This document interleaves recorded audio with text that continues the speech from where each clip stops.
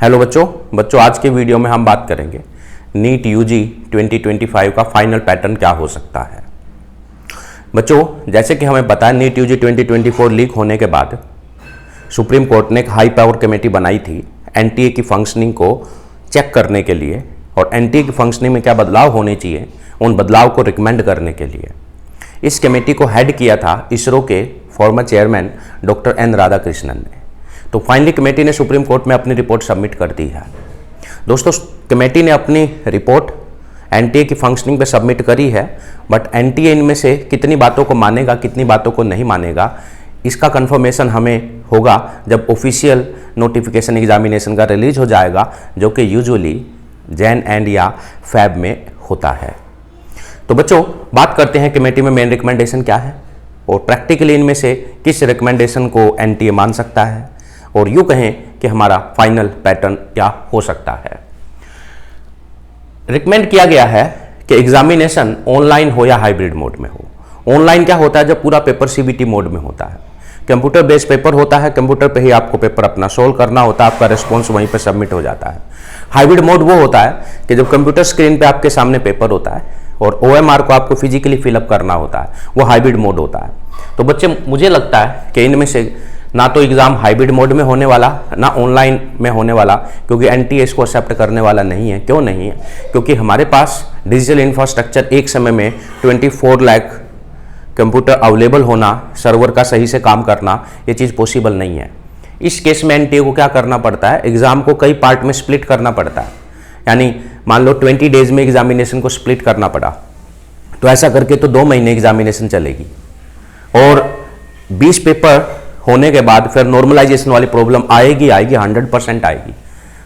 जब 2 एग्जाम लिए जाते हैं उसी में नॉर्मलाइजेशन का प्रॉब्लम आ जाता है, तो 20 पेपर में तो नॉर्मलाइजेशन का प्रॉब्लम आएगा ही आएगा। हाँ, नॉर्मलाइजेशन को अवॉइड करने के लिए हाइब्रिड या ऑनलाइन एग्जाम मोड को एनटीए एक्सेप्ट करने वाला नहीं है। तो यानी हम ये समझे कि 2025 का जो पेपर है वो एक दिन ही होगा और ऑफलाइन ही होगा।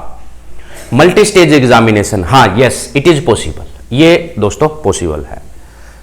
ऐसा हो सकता है कि प्रीलिम्स आपका ऑफलाइन हो जाए, एक ही दिन हो, उसके बाद मेन एग्जामिनेशन ऑनलाइन हो जाए और वो भी एक ही दिन हो।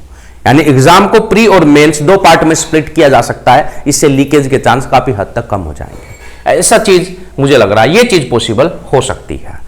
अब इनमें से क्या पॉसिबल होगा वो तो फाइनल नोटिफिकेशन में ही पता चलेगा। अटेम्प्ट लिमिट 3 या 4 अटेम्प्ट कर दिए जाए नीट में, क्योंकि देखते हैं ना कई बार बच्चे 4-4, 5-5, 7-6 साल लगे रहते हैं, उससे उनका लाइफ भी कहीं ना कहीं इतने साल पीछे चला जाता है। बात ये बिल्कुल सही लगती है मुझे, 3-4 लिमिट बहुत होते हैं, बट ये अटेम्प्ट लिमिट अचानक 2025 में इंट्रोड्यूस हो जाएगा ऐसा बिल्कुल नहीं है। 2025 में जो लोग प्रिपरेशन कर रहे हैं वो अपनी प्रिपरेशन करते रहें। आपने चाहे पहले 10 अटेम्प्ट दिए हैं तो आपको कोई रोकने वाला नहीं है पेपर देने से। हाँ, ये चीज 2026, 2027 यानी आगे के लिए जरूर इंप्लीमेंट हो सकती है, क्योंकि ऐसी चीजों को बताने के लिए कम से कम 1 या 2 साल का समय तो लगता है बच्चों। इसलिए अचानक से आपके ऊपर अटेम्प्ट लिमिट थोप दिया जाए ऐसा पॉसिबल बिल्कुल भी नहीं है। इसलिए 2025 में कोई अटेम्प्ट लिमिट नहीं होगा, इन फ्यूचर हो सकता है। तो ये हमारी चीज क्लियर हो गई। परमानेंट स्टाफ मेंबर, दोस्तों हमें पता है जो ओएसिस स्कूल हजारीबाग में पेपर लीक हुआ था उसमें मेनली प्राइवेट इंडिविजुअल इन्वॉल्व थे। एनटीए के बहुत सारे स्टाफ मेंबर ऐसे होते हैं जो टेम्परेरी होते हैं। तो रिकमेंडेशन ये दिया गया है कि एनटीए के जो परमानेंट स्टाफ मेंबर हैं वो कहीं ना कहीं एग्जामिनेशन को कोऑर्डिनेट करें।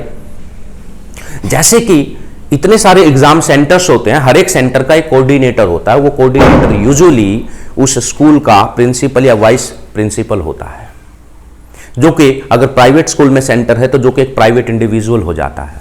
इसी प्रकार से पूरा एक सिटी जो होता है, पूरे सिटी का जो सेंटर कोऑर्डिनेटर होता है वो भी यूजुअली कोई प्राइवेट स्कूल का प्रिंसिपल हो सकता है। जैसे हजारीबाग वाले में हम देखें, हजारीबाग स्कूल के जो प्रिंसिपल हैं वो हजारीबाग डिस्ट्रिक्ट के सेंटर कोऑर्डिनेटर थे और ओएसिस स्कूल के कोऑर्डिनेटर थे वहां के वाइस प्रिंसिपल, यानी दोनों प्राइवेट इंडिविजुअल थे। और प्राइवेट इंडिविजुअल को अपनी जॉब लॉस का होने का डर रहता नहीं है। इस वजह से पेपर लीकेज में उनके इन्वॉल्व होने के चांस बढ़ जाते हैं। इसीलिए ये चीज बिल्कुल पॉसिबल है कि आगे आने वाले समय में एनटीए के permanent staff member exam centre coordinator होंगे प्लस सिटी कोऑर्डिनेटर भी होंगे, यानी नीट एग्जाम को कंडक्ट कराने में मैक्सिमम लोग वो होंगे जो एनटीए के परमानेंट स्टाफ मेंबर हैं। ये चीज बिल्कुल पॉसिबल है। Examination centre in government institution only, बिल्कुल सही, ये चीज बिल्कुल पॉसिबल है क्योंकि हमें पता है नीट यूजी 2024 लीकेज में मेन इन्वॉल्वमेंट प्राइवेट स्कूल्स का था। तो आगे आने वाले समय में यानी नेक्स्ट ईयर के लिए ये बिल्कुल 100% पॉसिबल है कि एग्जामिनेशन सेंटर सिर्फ government schools, government polytechnic, government engineering college या अदर गवर्नमेंट इंस्टीट्यूशंस ही होंगे। Yes, it is possible. Transfer of paper digitally to exam centre. पहले क्या होता था, एनटीए की प्रिंटिंग प्रेस में पेपर प्रिंट होता था, वहां से अलग अलग सिटी के बैंक्स में जाता था और सिटी के बैंक्स से फिर वो अलग अलग एग्जाम सेंटर्स में जाता था जो उस सिटी में होते थे।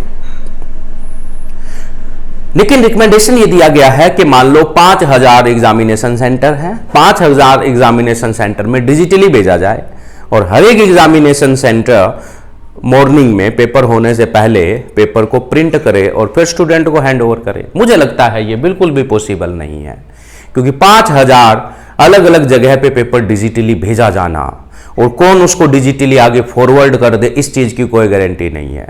जब किसी एग्जामिनेशन सेंटर में पेपर प्रिंट हो रहा होगा, अगर एक कॉपी भी इधर उधर हो गई तो प्रॉब्लम हो जाएगी। इट मीन्स ये चीज भी पॉसिबल नहीं है। एग्जाम पहले की तरह ही जैसे भेजा जाता था उसी तरीके से अब भी भेजा जाएगा।